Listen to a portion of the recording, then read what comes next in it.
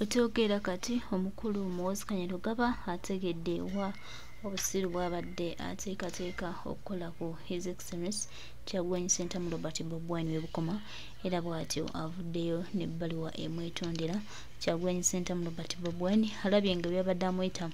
mu liigi y'ebikonde nga tasobola wadde okuyisaayo, n'agamba omusajja ayinza okunnumba n'ankuba n'ekiro mu kirooto n'enzigwawo nzina ne nzisebbuka amasavu ne gayiika sinza ow'ekinyama. Bw'atyo ndowooza n'agamba nti kyalina okukola kyekimu kwesonyiwa era baganda bange mikwano gyange twongere bajjukiza n'obategeeza nti ebutuukidde enkyaliro ng'omukulu ayise Kyagulanyi Ssentamu Robert Bobi Wine amwetondere naddala ebyo byagenda wandiika ku social media ebitakwatagana ebitategeerekeka ebitalinaamu nsa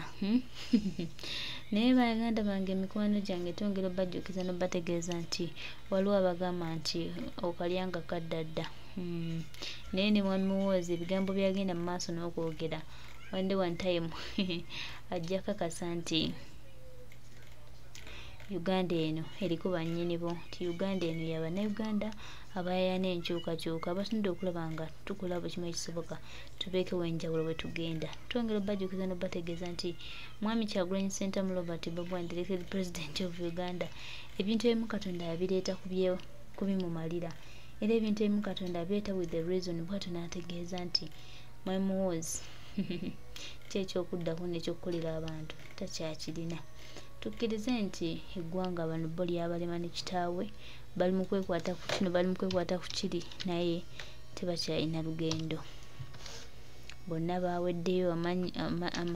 emyaka gigenze, ebirowoozo tebalina, kwegamba tebakyalina future eri ggwanga Uganda. So ekyo kitulagira ddala nti no kati ffe tutambulira ddala. Olaba Muhoozi apondoka n'agamba nti ddala ddala omusajja gwe neesimbamu sirimusobola, sirimutuuka era talimpa chance kumpa budde bwange. Kankole ekisoboka mwetondere ng'obudde bukyali, ensi ekyalaba.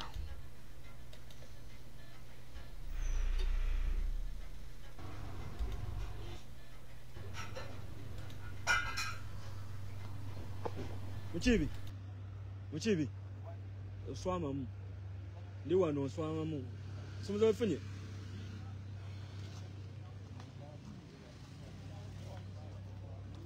osomuza obifunye soko nzikulewo ko wano nza masoko kulewo zasokere ntuule wano oyi musoke mugivuge katono tujjewo kino.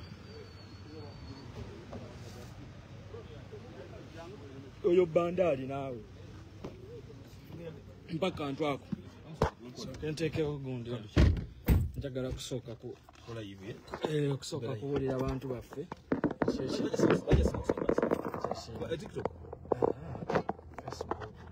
tikitokoza mwezi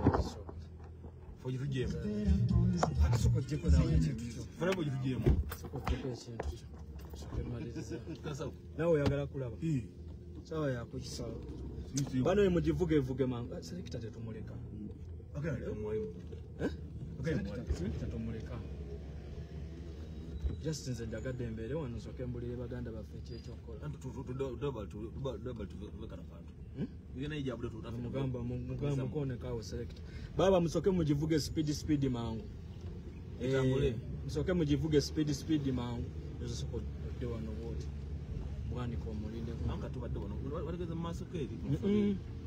tajja tukalindeko abantu wali agenda adda city wali agenda bana ye mugivugevuge mangu. Nina ebifaananyi byentaddeyo awo byaka prosecutor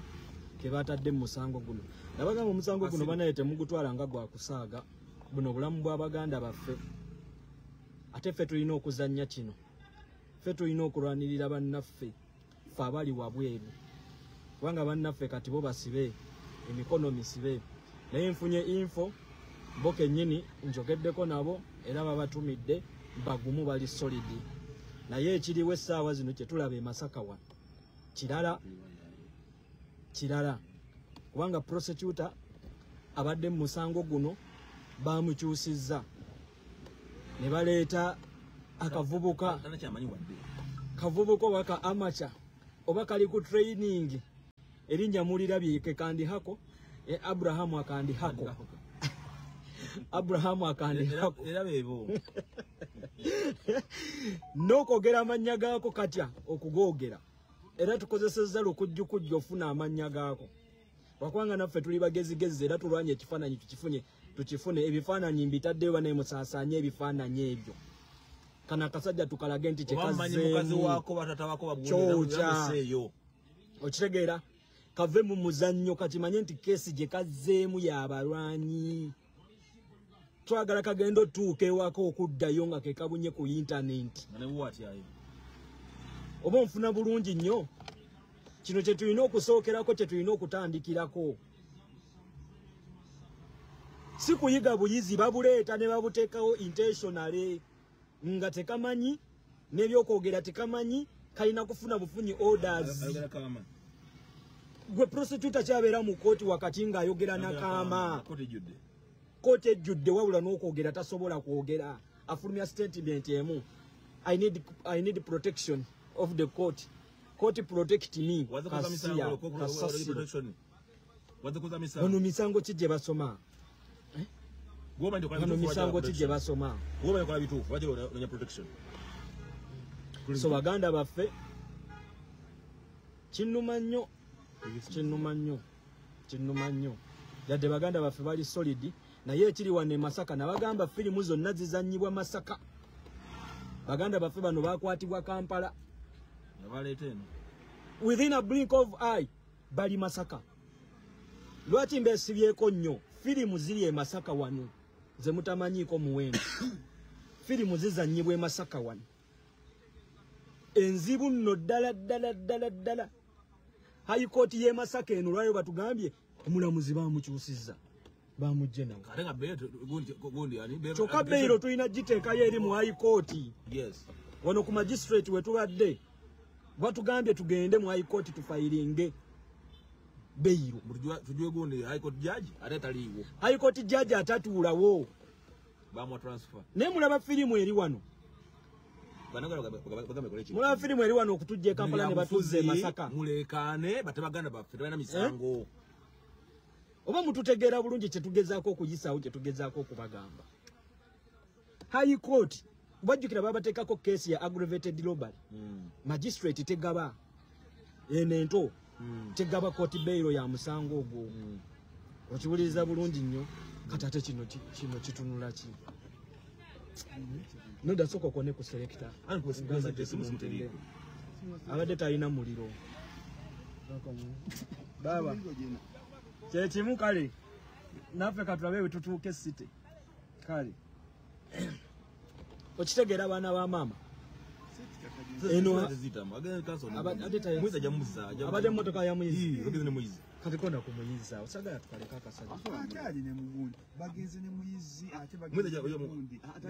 anti muyizi tamalaayo city muyizi tamalaayo city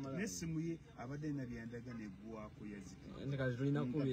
tulina kubira kanso muyizi mukoneko nga wetuvuga so baganda be mbadde mbannyonnyola High Court ye Masaka eno erina omulamuzi omu ate tetuulatuula era kati batugambye n'omulamuzi takyaliwo atula ku High Court bano abasajja oteeka akagambo aggravated robbery akyusiddwa kati musango guno nawagiwaawo kubakireewo baali bakimanyi bulungi nti gulina kuggwera mu High Court kati bamugjawo kati ate okumanya firimu eri mu musango guno omulamuzi bamugjeewo ne prosecutor bamukyusizza azemu ali green nnyo prosecutor zalinga atamanyi na case yena yetya instead of kuwansonga kwaga yagenda kuyasaba nga panga 28 aje kwa maze ku investigations ze nedda case yajja olwaleero oledde tubadde tugenda kutandika kuwuliriza ki musango bagambye file bagisindise e Kampala ewa DPP naye leero tutuuka wano nga file yabakireewo teriiwo nga teriiwo prosecutor atulaga nti bo tebalina na kunoonyereza kwe bakozeeko yadde omusango gwatiza mu kifo kimusi ojuzi si wakunganya baga gwali kumufu naye ng'omusango we gwali waliwo bannamawulire bonna baaliwo waliwo amasimu buli kimu kyonna kyali ku kamera naye bakulaga banoonya bujulizi So Bannayuganda twewa omulimu baganda bange bantumye ne baŋŋamba mbasabe tukole ekirino ekisoboka kyonna byabufuzi kyetatuvuga kika kyabufuzi guno omusango w'abaganda baffe gwa byabufuzi ekyo nakyo kantiyiseewo keesi eno ya byabufuzi ate era nja kusaba bannabyabufuzi bonna mutuyambe temuzannyire ebyobufuzi ku baganda baffe ekyo tugenda kuba mukambwe bannabyabufuzi mukakira balina omwana omuto tubasabye temuzannyira ebyobufuzi ku baganda baffe ekyo tujja kuba bakambwe ekyo ntibabuulidde byonna bye mukola mubikole nga mumanyi tetwagala byabufuzi mu musango gw'abaganda baffe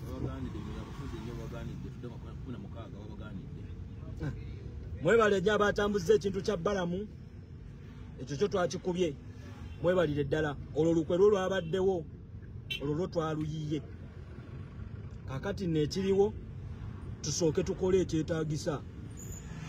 ako ka prosecutor ke tutadde awo ebifaananyi byako bitaddeyo tusooke tulabiseemu abamanyi ku famire y'aka prosecutor ako information mugituwe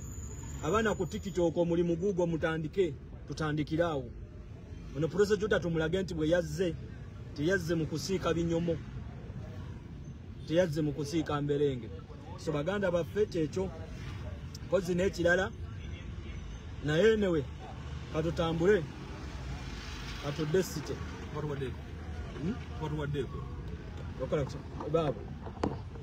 bannayuganda mwenna gyamumanya ekintu kimu wetuli gavumenti yatutidde nnyo twaliko ekiseera emabega nga bannabyabufuzi basinga emisango mu nsi bagaba besigya n'emisango 11 kasabata n'emisango 11 saawa zino gavumenti ete abantu ba bulijjo bafuutu soja abatalina wesimbyewo abatalina musango manye ekintu kimu bano abantu bavunanyizibwa byabufuzi batufuula bize security ya Kyagulanyi ya pulezidenti waffe bagagimujjako bonna bananuwa mutwe naye bagamutwala ne edi mutwe bagamutwala bonna bana bagwewo mukole ekintu kimu tulekanire ensi eno batuwa abantu baffe baba Fred ebifaananyi by'akasajja mbitaddewo awo baba Fred investigations zitandike baba Fred ebifaananyi mbitaddewo awo mwana wa mama akasajja kano njate Secretary David mugambo linenuwa mutwe selector bali na yadaga muli wa meya namanja David no muleta batugere tumulinde omanyi simanyi ati katwadde omubozi zoba tumuleta ajja kuja naye baba Fred munaye abaana basoke batukolera omulimu ogwo tusoke tutuzeemu mu mundu mu kasajja ako ka prosecutor amanyanga ataddewo awo amanyi famire ye amanyiki investigation tutandikira awo kubanga akasajja kabalaata bubalaasi ne byakaliko tekabitegeera kati oli yamusimbye naawe okitegedde so banaye katubate katutambule mukama tusobozesa otuuka obulungi katutambule naye ati kanka bagambe nako zirindaba olwange tawa musibe emmere ndowooza tukakyuse tugambe zirindaba olwange takyalira musibe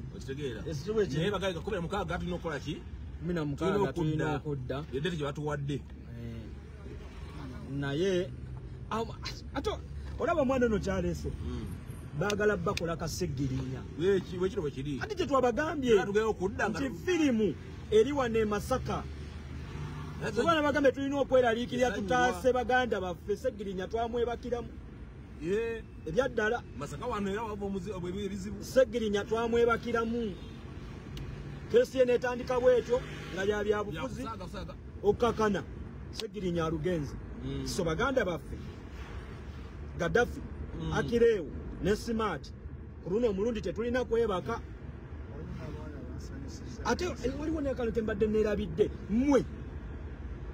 Gaddafi angambye n'akireewo mukomera mwe bali mulimu abasibe 2 bali ku aggravated robbery bakamala emyaka 4 mukomera awo nga bawagizi ba nuupu 200 baana bato bakuliddeeyo mulimu n'omuto gwendabye bweti gwe batulaze gwe bakwata ne Segirinya gwe bakwata ku musango gw'abaseggirinya mwana muto mama we ali ku kooti awo mwana muto myaka 16 16 years omukazi ali ku kooti awo akaaba okufaako obufi omwana bamukwata ne baseggirinya ne Alan Sewanyana ali awo muto myaka 16 gwe bana abasajja mwana bana abasajja nze simanyi na kumanya 16 years mwana